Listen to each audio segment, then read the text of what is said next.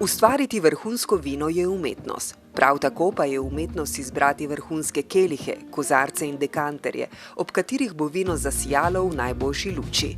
Različne oblike vinskih čaš omogočajo, da se senzorične lastnosti vina v polnosti razvijajo. Pogosto so oblikovani prav s pomočjo someljejev in enologov. Tudi material in sama izdelava so pomembni dejavniki, saj bo le najodličnejše steklo odkrilo pravo barvo vina, dolgi in elegantni peclji bodo obogatili izkušnjo, ko bomo kelih zavrteli v roki. Tanek in prefinjen rob čaše pa bo pobožal naše ustnice, še preden se jih bo dotaknilo žlahtno vino. Danes sem se odpravila v vinsko klet Puklavec v Ormožu in si ustvarila čudovit dan, ter o vinu in kozarcih za vino izvedela marsikaj zanimivega. No, zdaj smo trenutno v degustacijski dvorani podjetja Puklavec Family Wines. Podjetje, ki nekako zgodovino seže vse do leta 1934. V sami preteklosti so se pridelovala različna vina na tem območju. Večina vin je bilo pridelano potem v kleti tu v Ormožu v lesenih sodih. Seveda s prihodom tehnologije, seveda se spreminja in seveda zdaj tudi način pridelave malo drugačen.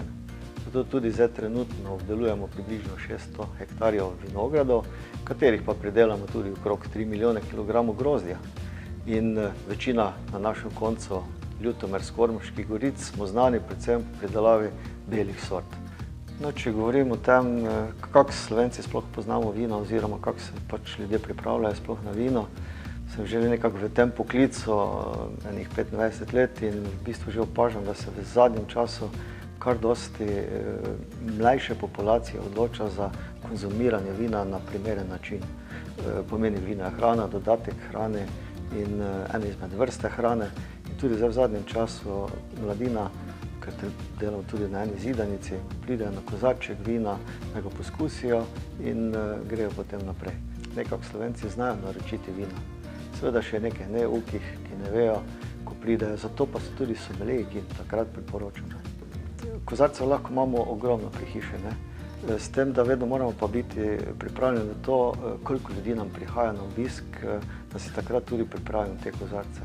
Če jih nimamo zadosti na zalogi, si pač tudi lahko nekaj malo sposodimo. Ampak običajno pri hiši najdemo, oziroma bi morali skoraj da imeti peninski kozarec, kozarec za belo vino, kozarec za rdeče vino. Seveda se pa lahko prilagodi, če pričakujemo, da bo večje število ljudi na obisku. Potem vzamem neki taki nevtralen kozarec, kot je na primer ta, en nevtralen kozarec, ki bomo lahko rekli kar degustacijski kozarec, ki je nekako v razmerju med belim in pa rdečim, in tudi ta kozarec uporabimo za vsa vina. V redu je, da pač imajo vsi enake kozarce, če pijejo vsi penino, da imajo vsi peninski kozarec, če pijejo vsi rdeče vino, da imajo vsi kozarec za rdeče vino. In seveda zelo pomemben je kozarec, to zdaj imamo trenutno kozarec, ki je namenjen za belo vino in seveda tudi zraven eno belo, sveže, mladostno vino.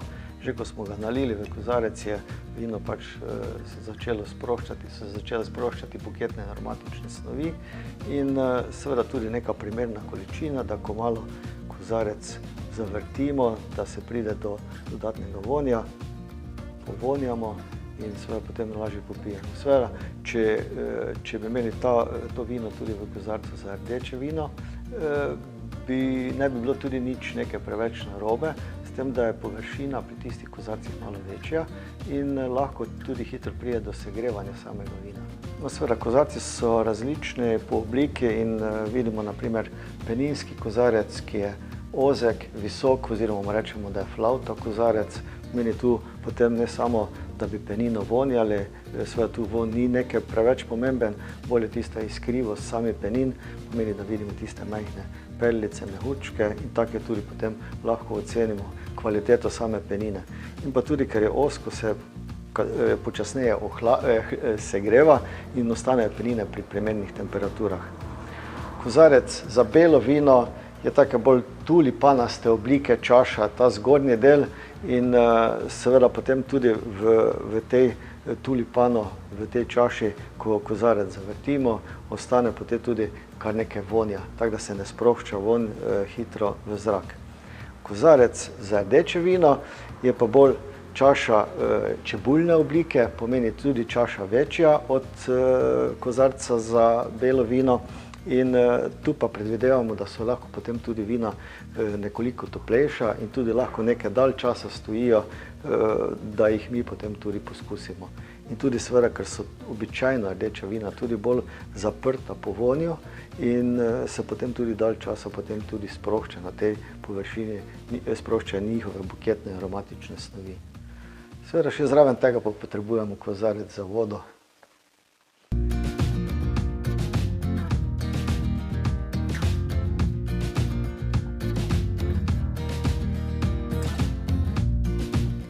Pot spoznavanja vin in odkrivanja njegovih arom je vedno polna presenečenj. Da bo vino še bolj čarobno in prestižno, potrebujemo vrhunske vinske kelihe, ki jih v steklarni Rogaška še dandanes izdelujejo ročno.